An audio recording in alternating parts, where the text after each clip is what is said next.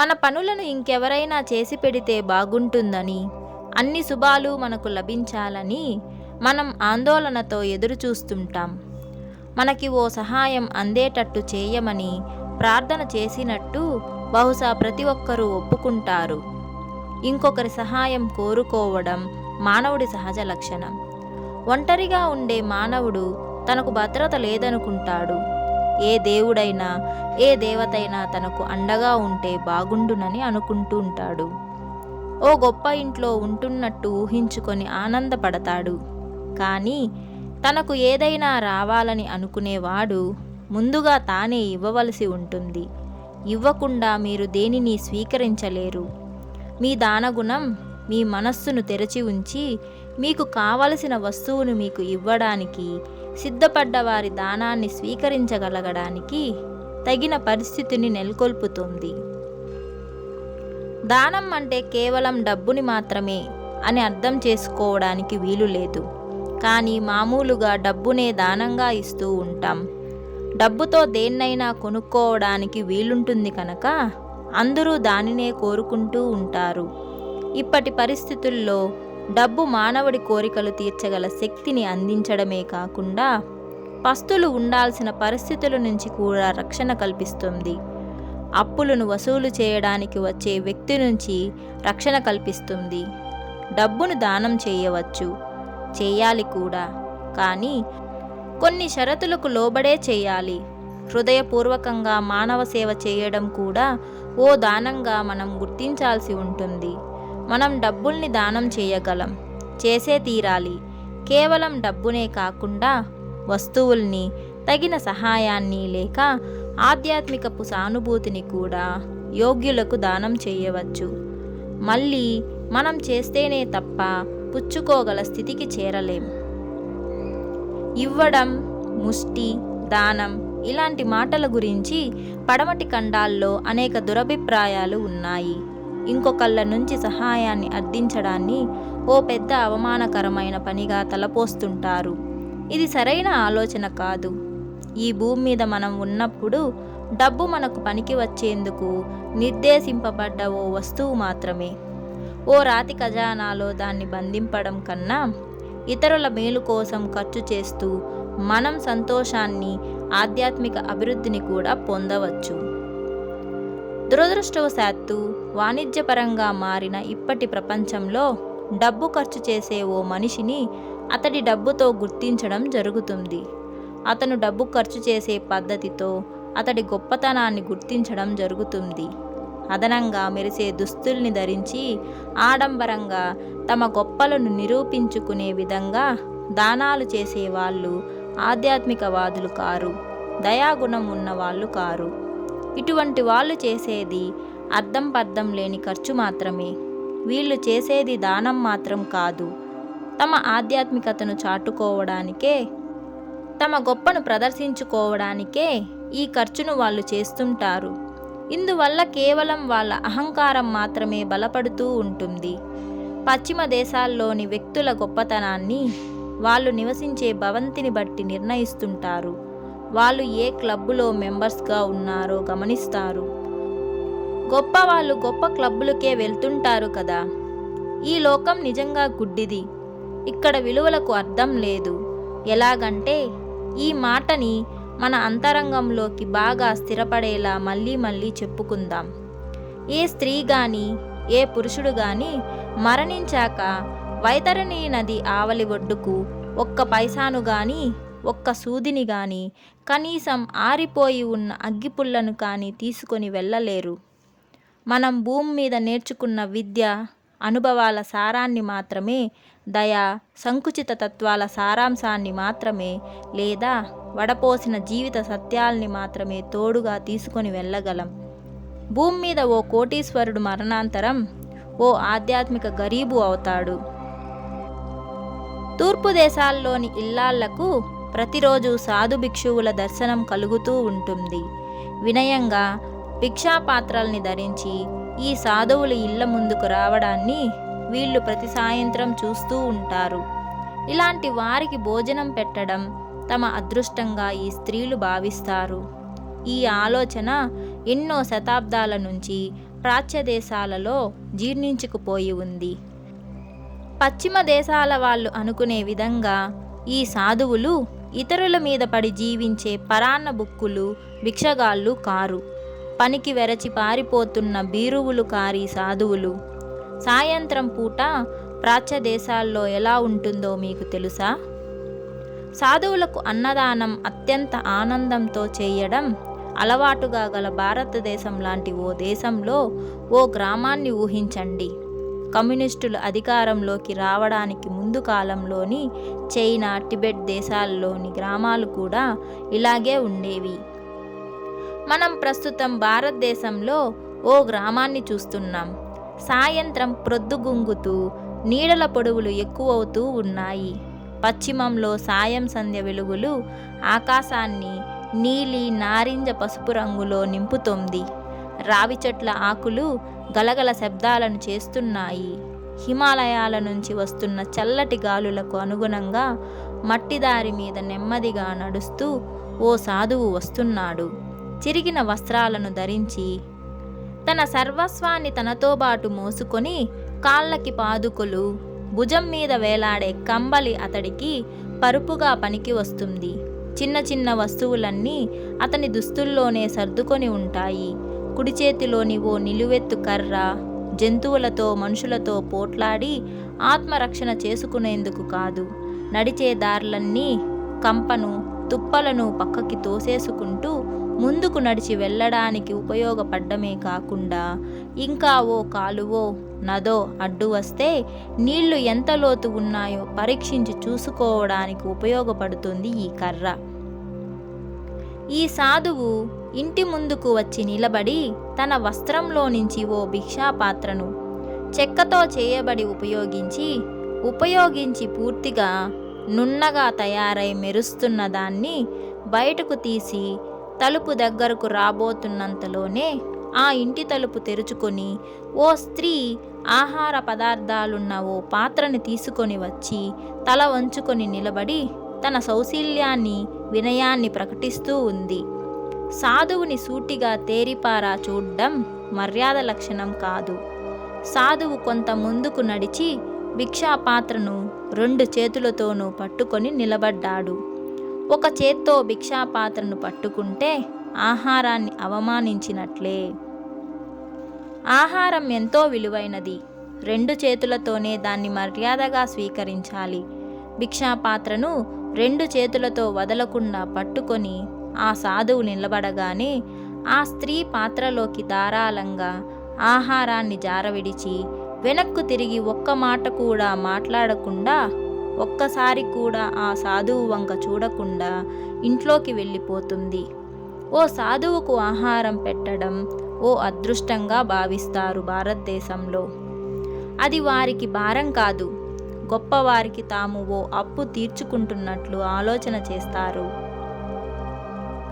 ఆ ఇంటి ఇల్లాలు ఏం ఆలోచన చేస్తుందంటే, ఆ సాధువుకు తాను చూపించాల్సిన మర్యాదను, గౌరవాన్ని వినయంగా చూపించగలిగానని, ఆ మహనీయుడు తన ఇంటికి దయచేయడం వల్ల తనకు కూడా గొప్ప గౌరవం కలిగిందని, తాను చేసిన వంట గురించి మరే ఇతర సాధువో ఈ మహనీయునికి కూడా చెప్పి ఉండవచ్చునని, అందువల్ల తృప్తిగా భిక్షను స్వీకరించే నిమిత్తం ఆ సాధువు ఇంటి ముందుకు వచ్చి ఉండవచ్చునని ఆమె అనుకుంటుంది. పక్క ఇళ్ల కిటికీల్లో నుంచి చూస్తున్న స్త్రీలు ఆ సాధువు తమ ఇంటికి రానందుకు నొచ్చుకుంటూ, తమ దురదృష్టాన్ని నిందించుకుంటూ, తమ పక్క ఇంటి స్త్రీని అసూయతో దర్శిస్తూ చూస్తూ ఉండడాన్ని మీరు బహుశా గమనించవచ్చు. నిండిన తన భిక్షాపాత్రను 2 చేతులతోనూ భద్రంగా పట్టుకొని ఆ సాధువు ఆప్యాయంగా ఉన్న ఓ చెట్టు పంచన చేరి అక్కడ కూర్చొని అక్కడే విశ్రమించడానికి ఉద్యుక్తుడవుతాడు. ఆ సాధువు రోజంతా ఆ చెట్టు కిందే విశ్రమించి ఉండవచ్చు. ఇప్పుడు ఆ చెట్టు కిందే తాను స్వీకరించి తెచ్చుకున్న ఆహారాన్ని భుజించడం పూర్తి చేస్తాడు. రోజు మొత్తానికి అదే అతడి మొదటి చివరి భోజనం కూడా.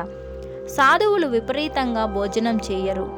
కొద్దిగా తమ ఆరోగ్యాన్ని, బలాన్ని కాపాడుకునేందుకు తగినంత ఆహారాన్ని మాత్రమే తీసుకుంటారు తప్ప శరీరాల్ని పెంచుకునేలా భోజనాలు చెయ్యరు.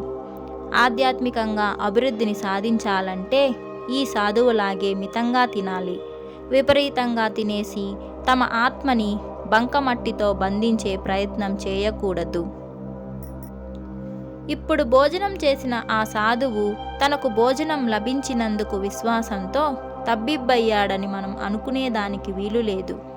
మనుషుల జ్ఞాపకాలు అందుకోలేనంత పాతకాలం నుండి ప్రాచ్య దేశాలలో ఈ యాచక వృత్తి స్థిరపడి ఉంది.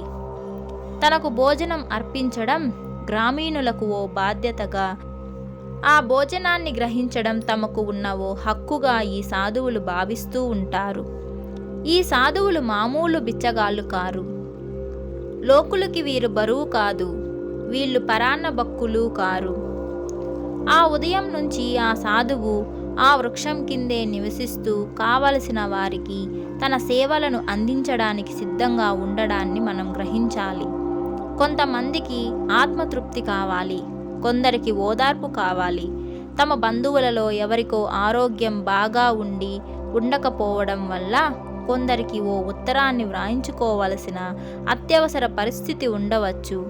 దూర ప్రాంతాల్లో ఉన్న తమ బంధువుల గురించి ఏదైనా వార్తను ఆ సాధువు మోసుకొచ్చాడేమోనని ఆశతో కొందరు రావచ్చు. ఎంచేతనంటే ఆ సాధువు అన్ని చోట్లకి, అన్ని ఊర్లు తిరుగుతూ దేశాలను కూడా దాటి వస్తుంటాడు కనుక, తమ బంధువుల్ని అతడు చూసి ఉండవచ్చు కనుక. సాధువులు తాము చేయగలిగిన సేవలకు ఏమాత్రం వెలకట్టి డబ్బులు వసూలు చేయరు. ఎంతో శ్రమను ఎంతసేపు పడవలసి వచ్చినా ఉచితంగానే చేయడం జరుగుతుంది. నిర్మలమైన చదువుకున్న ఆ జ్ఞాని ఆ బీదలు తనకు ఏమీ ఇచ్చుకోలేని దరిద్రంతో ఉన్నారని సులభంగానే గుర్తించగలడు. పైగా తాను నేర్చుకుంటున్న పాఠాలు తన అభివృద్ధి కోసమేనని అతడికి కూడా బాగా తెలుసు. అసలు పాఠాలు నేర్చుకోవడానికే అతడు భూమి మీదకు వచ్చినట్లు ఆ సాధువు గుర్తించగలడు. శరీర కష్టంతో డబ్బులు సంపాదించుకోవడం కోసం కాదు. అతడి ప్రయత్నం ఆధ్యాత్మిక ఆనందాన్ని, తృప్తిని ప్రజలకు అందించడానికే సాగుతుంది కనుక కర్మయోగం అతడికి విద్యుక్త ధర్మం అవుతుంది. ఆ ధర్మాన్ని అతడు సక్రమంగా నిర్వర్తిస్తుంటాడు కనుకనే అందరూ అతడికి రుణపడి ఆ రుణాన్ని కొంతైనా తీర్చుకోవడానికి చేసే ప్రయత్నంగా ఆ సాధువుకు కొంత భోజనం పెట్టే ప్రయత్నం చేస్తారు. ఆ భోజనమే ఆ సాధువు శరీరాన్ని ప్రాణంతో నిలబెట్టి ఉంచుతుంది. భోజనం తరువాత ఆ సాధువు కొంతసేపు విశ్రాంతి తీసుకుంటాడు. తరువాత లేచి నున్నటి మట్టితో తోమి తన భిక్షాపాత్రను శుద్ధి చేసుకొని చేతికర్రను పట్టుకొని రాత్రికి రాత్రే బహుశా చక్కటి వెన్నెలలో మరో ప్రదేశానికి పయనం ప్రారంభిస్తాడు. ఎంతో దూర ప్రాంతాలకు కూడా చకచకా నడుస్తూనే పయనిస్తాడు. మధ్య మధ్యలో అతి తక్కువగా నిద్రిస్తాడు. ప్రపంచంలో బౌద్ధమతం ఉన్న అన్ని దేశాల్లోనూ ఈ భిక్షువు గౌరవింపబడుతూనే ఉంటాడు. మనం కూడా సంతోషంతో దానం చేయాల్సి ఉంటుంది. అప్పుడే మనకు కూడా గ్రహించే, స్వీకరించే అర్హత కలుగుతుంది. పూర్వపు రోజుల్లో అందరూ తాము సంపాదించే సంపాదనలో 10వ వంతు పైకాన్ని దానం చేయాల్సి వచ్చేది. ఇది ఒక దైవికమైన ఆజ్ఞగా భావించి ఆచరించేవారు. 10th 10వ వంతు అనే ఆంగ్ల పదం చివరికి టిత్గా రూపాంతరం చెందింది. అందరి జీవితాల్లోనూ ఓ అంతర్భాగమైంది. ఇంగ్లాండ్లోని చర్చిలు అందరి సంపాదన మీద ఓ టిత్ పన్నును విధించేవి. యావదాస్తి మీద కూడా ఈ పన్ను వసూలు జరిగేది.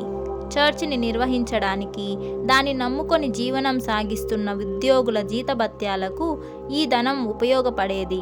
ఇలా చాలా కాలం జరిగాక పలువురు భూస్వాములు గగ్గోలు పెట్టి ఇంగ్లీష్ కోర్టులో వ్యాజ్యాలు నడిపారు.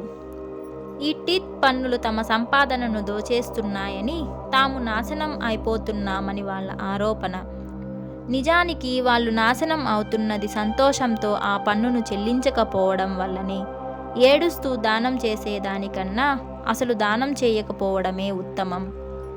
ఇప్పటి విలువలకు, ఇదివరకటి విలువలకు ఎక్కడా పొంతన కుదరదు. టిత్ రాబడి మీద ఆధారపడి ఎవ్వరూ జీవించడం లేదు.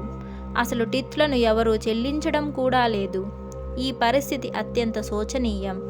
తమ ఆధ్యాత్మిక అభివృద్ధి జరగాలంటే టిత్లను ఇంకొకళ్ళ మేలు కోరుతూ సమర్పించడం అత్యంత అవసరం. పరులకు మీరు చేసే సహాయం నిజానికి మీకే ఎక్కువ శ్రేయస్సును కలిగిస్తుంది. ఒక్క మాటలో చెప్పాలంటే ఇతరులకు మనం చేసే సహాయమే మనలని ఉత్తమ పదానికి తీసుకువెళుతుంది.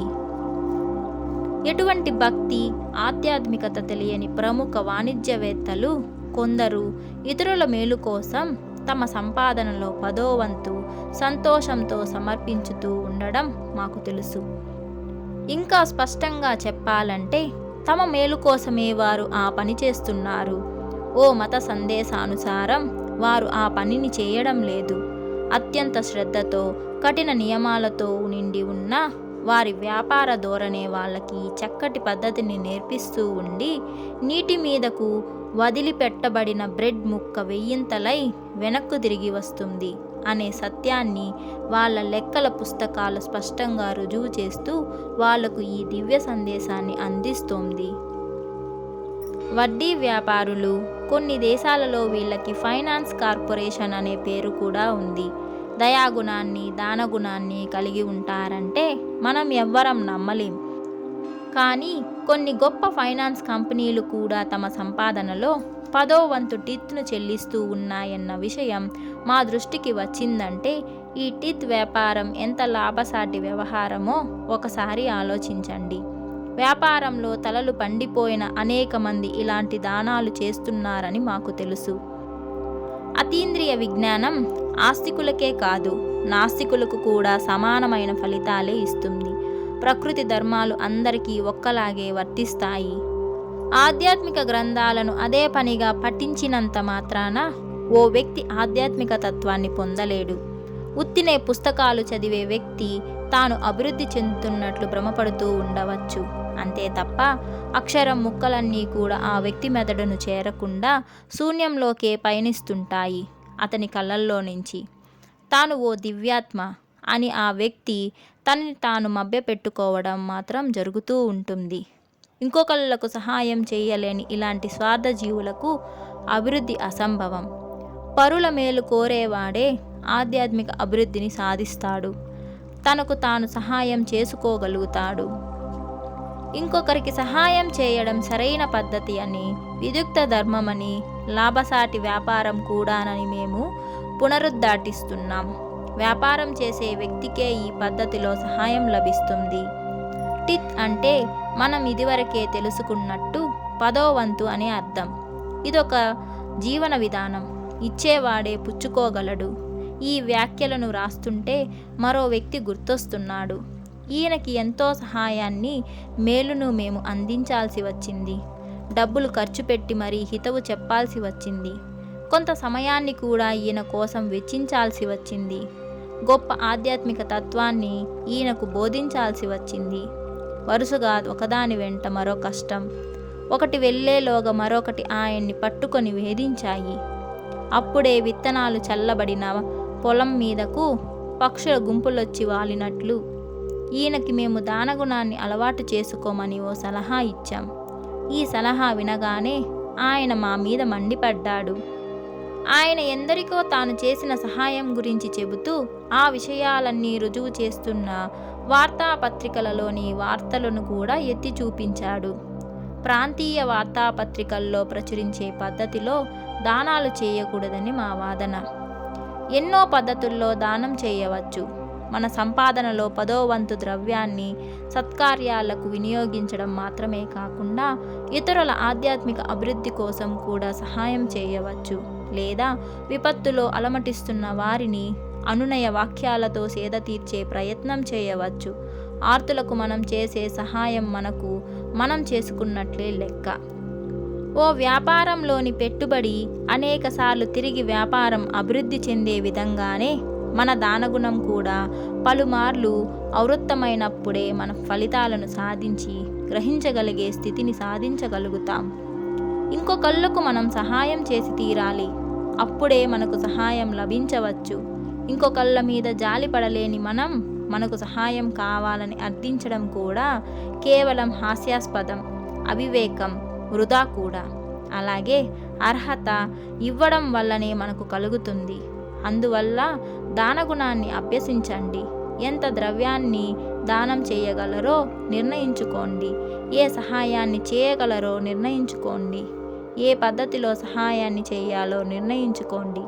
మీ ఆలోచనలను ఆచరణలో పెట్టండి. 3 నెలల పాటు ప్రయత్నించండి. 3 నెలల తర్వాత చూసుకుంటే మీ జేబులో ఆధ్యాత్మికంగానో, డబ్బులతోనో లేక 2 విధాలుగా కూడా నిండుకోవడాన్ని మీరు గమనించవచ్చు. ఈ పాఠాన్ని బాగా అధ్యయనం చేయండి. గుర్తుంచుకోండి, సహాయం చేస్తేనే సహాయం లభించవచ్చు. మీ బ్రెడ్డును నీళ్ల మీద అర్పించండి. ఇప్పటి వరకు లోబ్సాంగ్ రాంపా రచించిన మరణం లేని మీరు అనే పుస్తకంలో నుంచి 14వ పాఠాన్ని విన్నారు. ఈ వీడియో మీకు నచ్చినట్లయితే వెంటనే లైక్ చేయండి. మీరు నా ఛానల్ని ఇంకా సబ్స్క్రైబ్ చేసుకోకపోతే వెంటనే సబ్స్క్రైబ్ చేసుకోండి. ఇంకొక ఇంట్రెస్టింగ్ వీడియోతో మళ్ళీ మీ ముందుకు వస్తాను. అంతవరకు take care and bye bye.